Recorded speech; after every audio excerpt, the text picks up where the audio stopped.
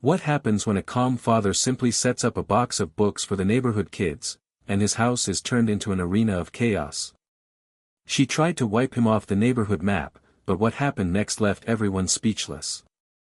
You ever do something kind, just a small, honest act from the heart, and somehow that's the exact moment the world decides to kick you in the teeth?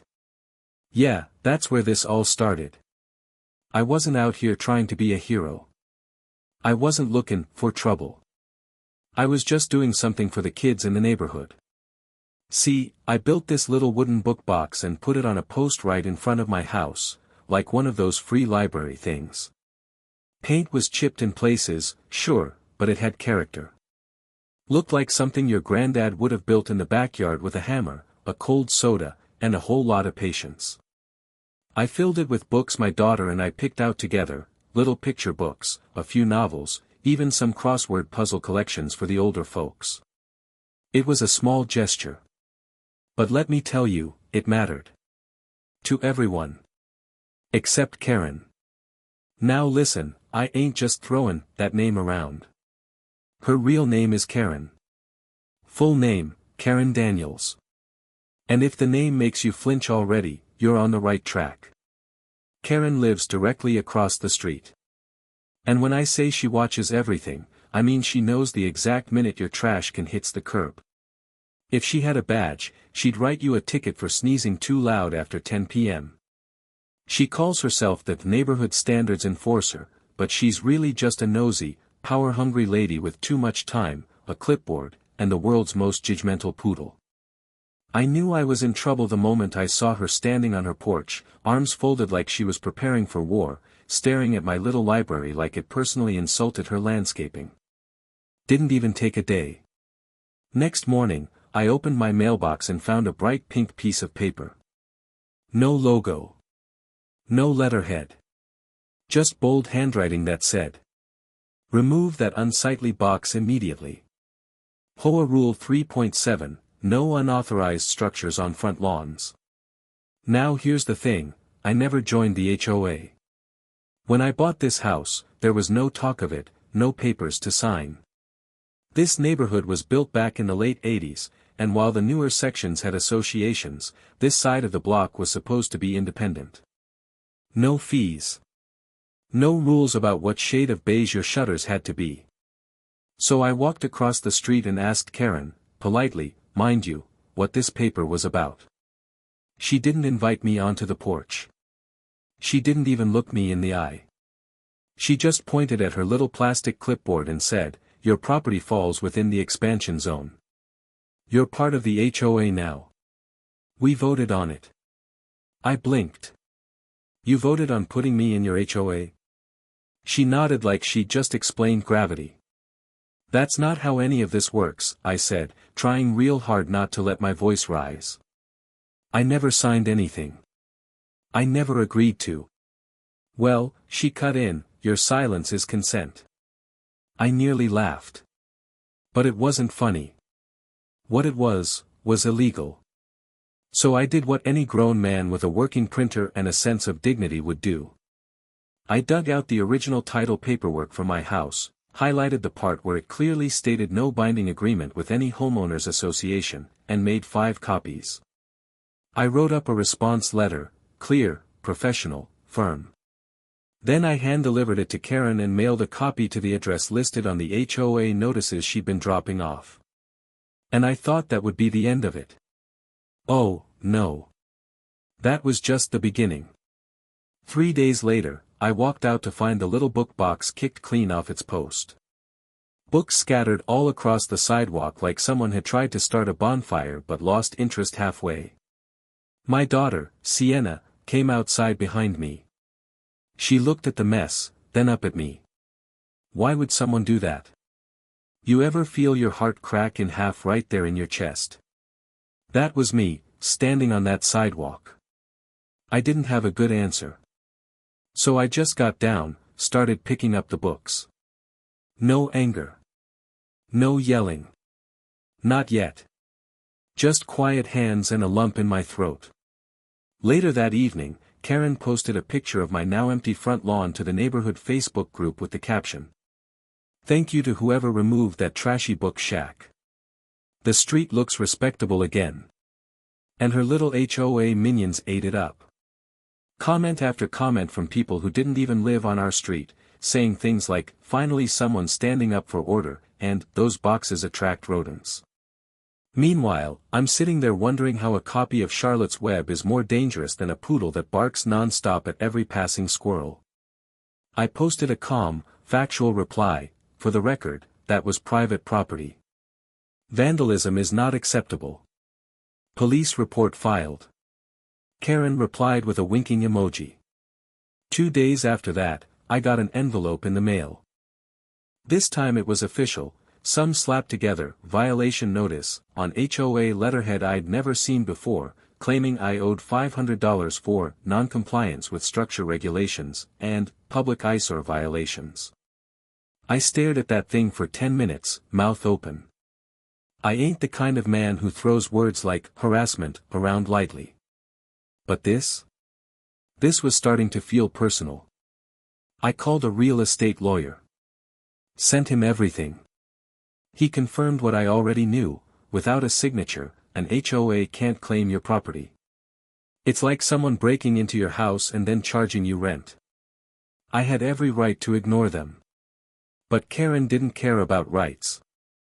Karen cared about control.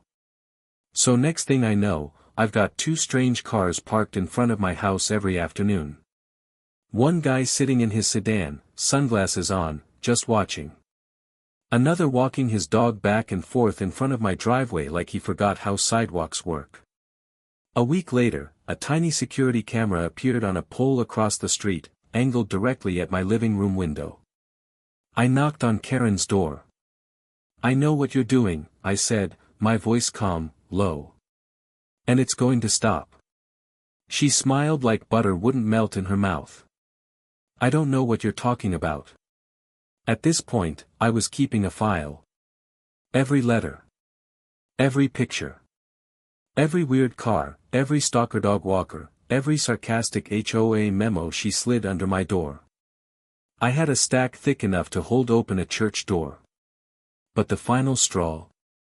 That came on a Friday morning. I was leaving the courthouse. Just dropped off copies of everything for a civil complaint I was preparing. All neat. All signed. Legal. I stepped out, briefcase in hand, ready to head to work. And I saw smoke. My car. The back seat was fine, the trunk was closed, but out behind it, on the pavement. My folder. Burning. I ran. I mean full sprint. Slapped my hand over the flames, smothered it with my jacket. Burned my palms so bad I had to hold it under ice for the rest of the day. But I managed to save a few pages, charred, but readable. And who was standing 10 feet away with a disposable lighter in her hand? Karen. No shame. No fear. Just said, you shouldn't carry trash around. Some of us care about the environment. I called the police. Again. Filed another report. Again. And you know what they told me? She says she didn't do it. No witnesses. Nothing we can pursue. Let me tell you something, nothing burns hotter than injustice. And my hands weren't the only thing on fire that day. I went home. Sienna ran to me with bandages. My son Malcolm, he's 23 and just moved back in while he finishes school, stood at the door and said, "Dad. This ain't gonna stop until we do something about it." He was right. I looked around my living room, at the piles of folders, photos, printouts. I looked down at my bandaged hand. I looked out the window at Karen's perfect little porch, her plastic chair, her clipboard lying on the table like a sheriff's badge. And I made a decision. But I won't tell you what it was. Not yet. I woke up that Saturday morning with my hand wrapped tighter than a Sunday roast. Burned cream, gauze, and a whole lot of frustration. I could still smell the smoke in my jacket from where Karen torched my legal paperwork like she was auditioning for some reality show called Suburban Sabotage. You ever feel so fed up your whole chest gets hot, like you swallowed fire and your soul's trying to cough it out? That was me. Now don't get it twisted, I'm not some hothead. I got a cool head and a long fuse. But when that fuse finally burns down, man, I don't explode. I focus. I start taking names and pulling strings. First thing I did that day was sit at my kitchen table, hand bandaged, coffee untouched, and print out a fresh set of documents. Backup of the backup. Malcolm stood behind me, arms folded, jaw tight. You gonna let her burn these too? He asked. I didn't answer. Just kept printing. Because see, this time I had something better than paper. I had a plan. And every bit of it started with understanding who exactly I was up against. I went digging. Not literally, but close. Old property records, HOA filings, city council meeting notes, most folks never think to look there. But I learned a long time ago, if you want to fight fire with fire, you better know what kind of wood they're burning. And boy, Karen's house of cards was flimsier than a paper plate in a rainstorm. Turns out, she wasn't just a concerned neighbor. She'd appointed herself president of an HOA that wasn't even legally binding in half the block. And the part that was? It was riddled with errors. The kind of errors that come back to bite hard when the right person starts poking around. I ain't saying I was smiling when I found it. But I sure wasn't frowning. Later that day, I stepped outside to get the mail, what little of it hadn't already been tampered with this month, and there she was. Karen. In her signature white visor, sipping sparkling water like she ran the neighborhood and the country. You know, she called out from her lawn chair, it's not too late to apologize. I blinked. Apologize for what? For stirring up trouble. For resisting. You're making this harder than it needs to be. We could have had peace. Peace. The woman had turned my lawn into a surveillance zone and my car trunk into a barbecue pit. But sure, I was the one disturbing the peace. I didn't respond. Just gave her a slow nod and walked back inside. Because when someone like Karen tries to bait you, silence is the strongest answer. Now let's talk about the day things really started shifting. Monday morning. 7:45 a.m. I'm sitting at my desk, laptop open, finalizing an email to the county registrar. I'd attached everything, every photo, every fake notice, every so-called fine, and even a freeze frame from my home security cam that caught Karen in full view, lighter in hand. I was one click away from sending it when my daughter Sienna came running into the room. Dad! Someone's in the backyard. I jumped up, heart skipping, and ran to the kitchen window. 2 men. One with a tape measure. Another with a clipboard. Both poking around my back fence like they were planning a home renovation I didn't order. I stormed outside, voice sharp, "Can I help you gentlemen?" The one with the clipboard turned, almost surprised I was there. "We're with the HOA Property Adjustment Committee," he said, like he was quoting from a bad TV script. "We're assessing a fence modification request." "What fence modification?" I asked. "The one your HOA submitted last week." "Oh, really? And who signed that request?" He checked the clipboard. "Karen Daniels." I exhaled through my nose so slow it whistled. Let me be very clear. Karen does not represent this property. She has no authority over anything behind this fence or in front of it. If you touch one post, one nail, or even breathe too hard on this grass, you'll be trespassing. They backed off real fast. I watched them leave. Then I pulled out my phone and hit record, walking the full perimeter of my yard, narrating every part of it, fence intact, property undisturbed, no changes authorized. Because when you're dealing with people like Karen, evidence is everything. By that afternoon, things went nuclear. She posted on the neighborhood board that I had verbally assaulted city workers, and claimed I'd been reported for violating safety ordinances. She added some picture of my trash can slightly tilted toward the road, captioned with, "When lawlessness goes unchecked." I couldn't believe it. This woman was playing chess with trash bins and measuring tapes. But I wasn't playing anymore. I was building. I filed for a restraining order. Filed complaints with the city zoning board. Filed a petition to decertify the HOA's control over my property. And I did it all with a fresh pair of gloves, because my hand, still healing from that fire she started. Later that week, I caught her on camera again. This time not with fire. She was in my driveway. Not knocking. Not talking. Just, standing. Staring at the side of my house. I opened the door, stepped out, and asked if she was lost. She didn't even blink. "You really think people are going to side with you? You don't belong here." There it was. That phrase. I don't belong here. Now, I'm a sixth-generation local. My granddad laid bricks for the church 3 blocks down. My mama ran the voter drive out of our garage in the 80s. My name's on 3 community plaques. And yet, somehow, I don't belong. I laughed. Not because it was funny. Because it was so tired, so small-minded, so transparent. You know what? I told her. Keep watching. You're about to see exactly how much I belong.